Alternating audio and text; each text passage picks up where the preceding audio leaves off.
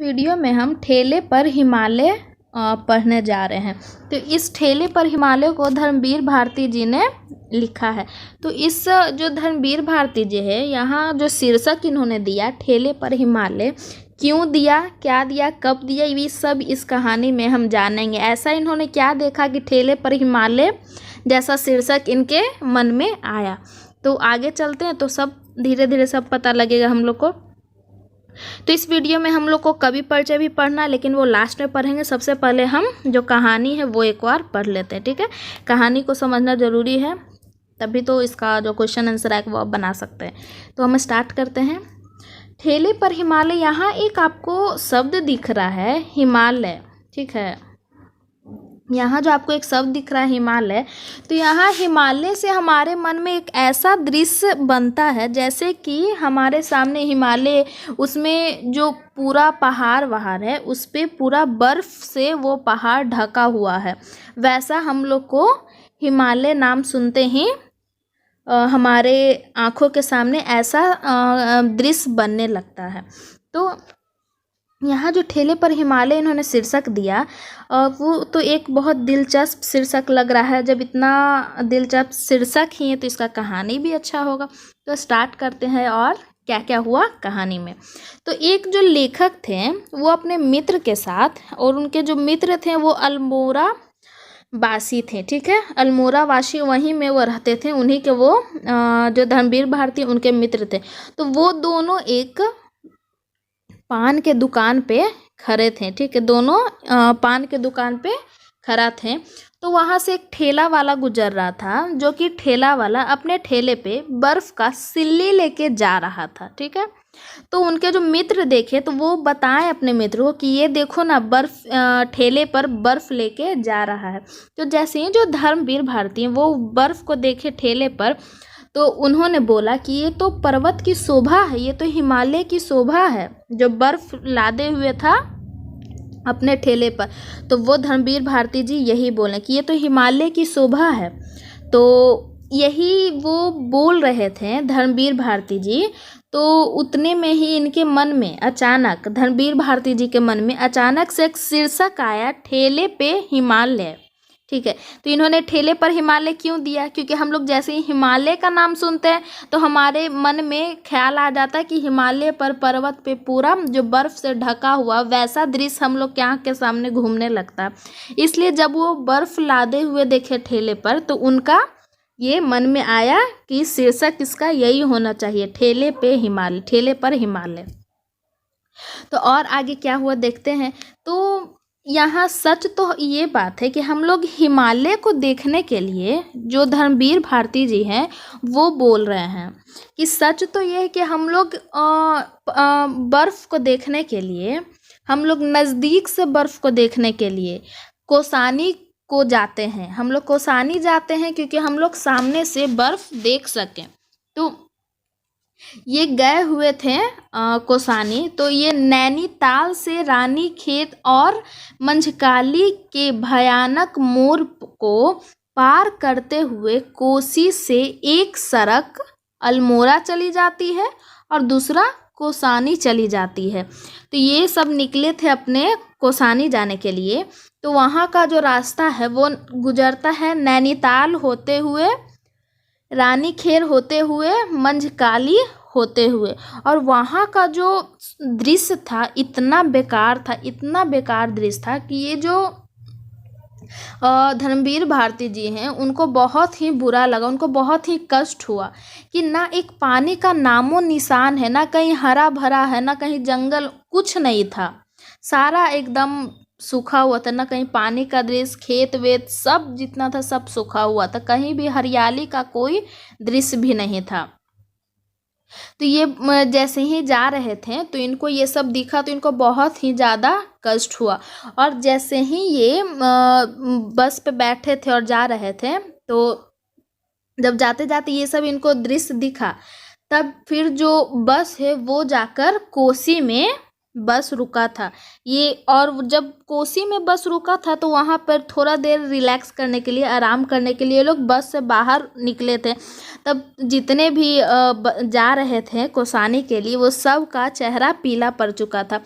इतना भयानक रास्ता था कि ये लोग का हालत ख़राब हो गया था।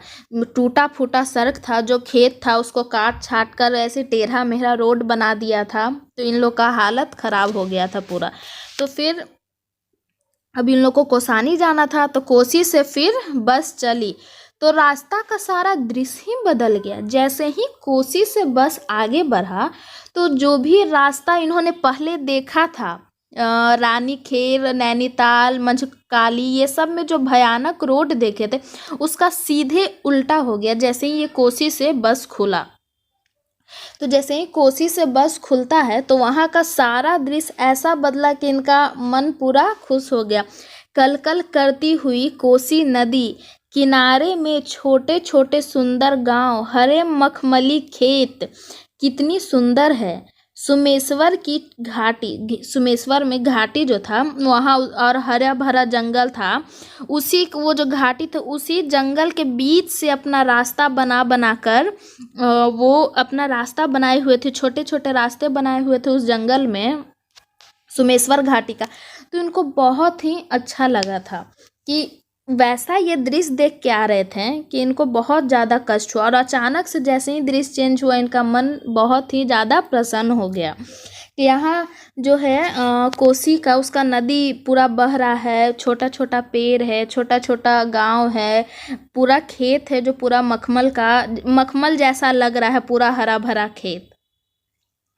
तो सुमेश्वर और फिर पूरा जंगल था अच्छा खासा, जहाँ से सुमेश्वर का नदी अपना भी, सुमेश्वर घाटी पूरा अपना उसमें से जंगल से अपना वो रास्ता, छोटा छोटा रास्ता बनाया हुआ था।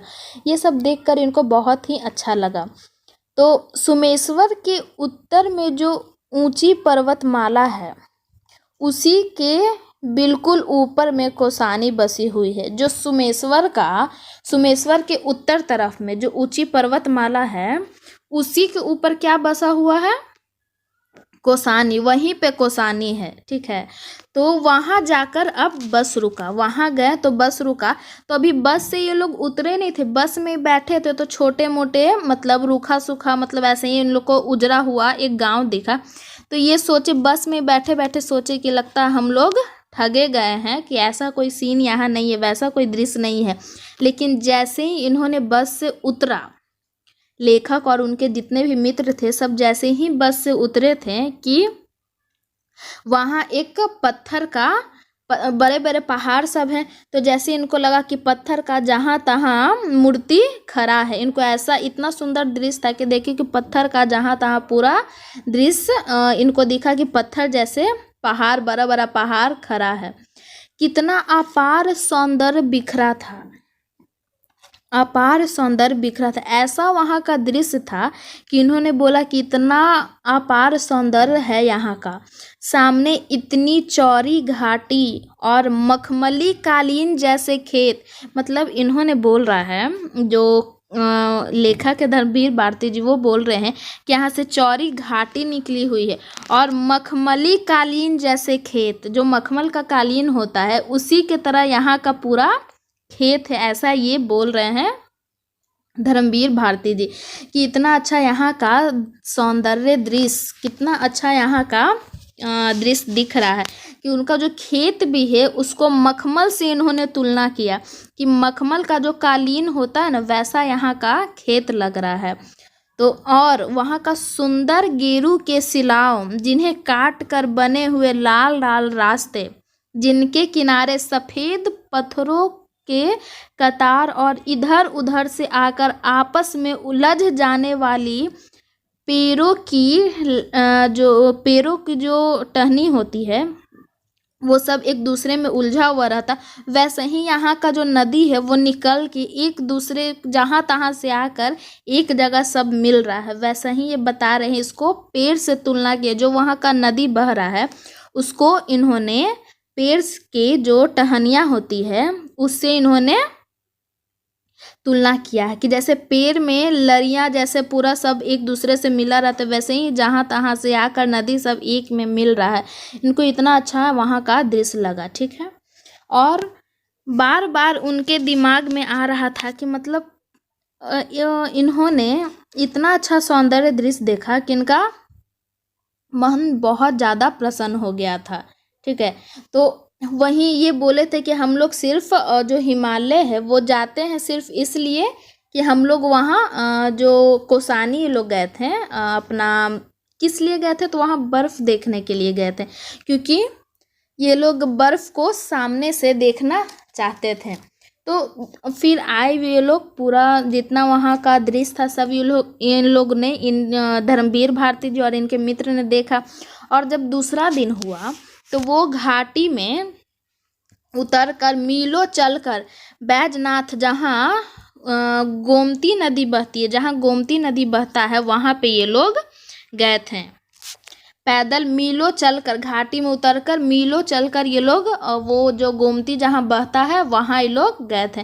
तो गोमती की उज्जवल जल राशि में हिमालय की बर्फीली चोटियों की छाया तैर रही थी। ये क्या बोले कि जो गोमती नदी है, जो गोमती नदी था वहाँ इनको ऐसा लग रहा था जैसे कि जो पर्वत के ऊपर पहाड़ रखा हुआ जो पर्वत है उसके ऊपर जो बर्फ से ढका हुआ पर्वत, सबसे ऊपर वाली उसकी चोटी, वो उसकी छाया जो है वो गोमती नदी में वो छाया दिख रही है। वही ये बता रहे हैं कि ऐसा इनको वहाँ दृश्य दिख रहा है कि जो ऊपर में जो हिमालय जो पहाड़ है उसके जो सबसे ऊपर में उसका बर्फ रखा हुआ वो गोमती नदी में बहता हुआ उसका छाया दिख रहा है। तो ये सब ये सोच ही रहे थे, उतने में फिर बोलते हैं कि जब वो ठेले पर बर्फ देखे थे ना तो उनके मन में यही सब, जो वो गए थे एक बार तो ये सब उनके जो जो वहाँ देखे थे वैसा ही पूरा इनके आंखों के सामने दृश्य घूमने लगा, ठीक है। तो उन्होंने वहाँ देखा, उसके बाद फिर ये मतलब पूरा यहाँ पे कहानी आपका ख़त्म होता। पूरा यही बताना चाह रहा है कि हिमालय का क्या एक दृश्य था, ये पूरा इन्होंने इस कहानी में इसका वर्णन किया है कि क्या उसका सौंदर्य था। जब वहाँ वो लोग गए थे कौसानी को गए थे बर्फ़ को नज़दीक से देखने के लिए, तो जैसे ही ठेले पर पर्वत देखे तो इनके मन में यही सब होने लगा। इनके मन में एक पीड़ा उठी, इनके मन में एक दर्द हुआ कि ये बार बार वहाँ जाकर नहीं देख सकते हैं। एक बार गए थे देखने के लिए लेकिन बार बार हर लोग नहीं जा सकते, उसके पास इतना टाइम, किसी के पास भी इतना टाइम या फिर इतना वो फ्री थोड़ी ना कि जब उसका मन करेगा तब देखने को चले जाएगा, तो वो नहीं जा सकते। इसलिए वो ठेले पर बर्फ़ ही देख के अपने मन को शांत कर लिए, ठीक है। तो ये पूरा यहाँ तक का कहानी था जो इन्होंने बताया धर्मवीर भारती जी ने कि ठीक उनको सौंदर्य बर्फ़ देखने के लिए सब जाता कौसानी, लेकिन बार बार थोड़ी ना लोग जा सकता है। तब उस दृश्य को पूरा इमेजिन करने के लिए पूरा अपने मन में एक बार फिर से इन्होंने देख लिया। जब वो बर्फ़ को देखे ठेले पर तब जितना वहाँ जो जो वो देखे थे वो सारा उनके मन में एक बार फिर से रिकैप हो गया, फिर से वो देख लिए सारा सीन को, ठीक है। तो ये पूरा कहानी था ठेले पर हिमालय का। तो इसमें कुछ मेन पॉइंट है जो याद रखिएगा, जैसे कि उतने दूर का जाने का क्या क्या रास्ता था, कहाँ कहाँ से गुजर कर वो कौसानी को पहुँचते थे। तो नैनीताल से रानीखेत और वहाँ से जाते हैं काशी, फिर वहाँ से जो जो उनका रूट था सारा इस वीडियो में हम बता दिए, आप एक बार सुन के उसको लिख लीजिएगा। जो उनका रास्ता था नैनीताल से रानीखेत जाते थे और रानीखेत से मंझकाली, वहाँ से वहाँ उतना भयानक मोड़ था, वहाँ से वो गुजरते थे। उसके बाद फिर कोसी से वो लोग सोमेश्वर की घाटी, वहाँ से फिर कौसानी, ठीक है।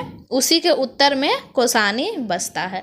तो ये पूरा इसका जो जहाँ जहाँ कौसानी जाने का रास्ता था ये सब था, एक बार आप याद कर लीजिएगा। और हम बोले थे कि लास्ट में हम कवि जो परिचय है इनका धर्मवीर भारती जी का वो भी देख लेंगे। तो जो इनका जन्म हुआ था वो 25 दिसंबर 1926 को हुआ था और इनका जो मृत्यु हुआ 4 सितंबर 1997 में हुआ। आधुनिक हिंदी साहित्य के प्रमुख लेखक, कवि, नाटककार और सामाजिक विचारक हैं। वे एक समय की प्रख्यात साप्ताहिक पत्रिका धर्मयुग के प्रधान संपादक भी थे। डॉक्टर धर्मवीर भारती को 1972 में पद्मश्री का सम्मानित किया गया था। उनका उपन्यास गुनाहों इनको 1972 में पद्मश्री का से सम्मानित भी किया था। उनका उपन्यास गुनाहों का देवता सदाबहार रचना मानी जाती है। सूरज का 7वां घोड़ा को कहानी कहने का अनुपम प्रयोग माना जाता है, जिस पर श्याम बेनेगल ने इसी नाम की फिल्म बनाई। अंधा युग उनका प्रसिद्ध नाटक है। इनका जो प्रसिद्ध नाटक है वो क्या है? अंधा युग। तो ये सब लोग बंद गली का आखिरी, जैसे चांद का टुकड़ा हुए लोग, बंद गली की आखिरी, ये सब मकान, बंद गली की आखिरी मकान, ये सब इनका कहानी जो इन्होंने लिखा था कहानी संग्रह, ये सब आप याद कर लीजिएगा, क्योंकि परिचय लिखने के लिए यही सब ज़्यादा इम्पॉर्टेंट होता है। उसके बाद फिर सपनों का देश, प्रारंभ व संपन्न निबंध, ठेले पर हिमालय।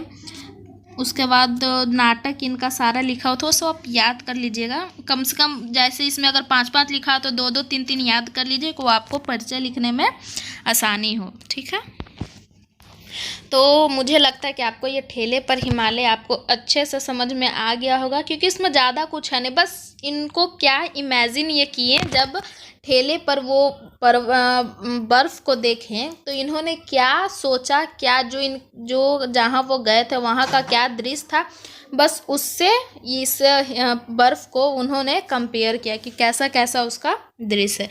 तो आई होप कि आपको ये वीडियो अच्छे से समझ में आ गया होगा। कोई प्रॉब्लम अगर हो, कुछ समझ में ना आए, तो आप कमेंट करके हमसे पूछ लीजिएगा।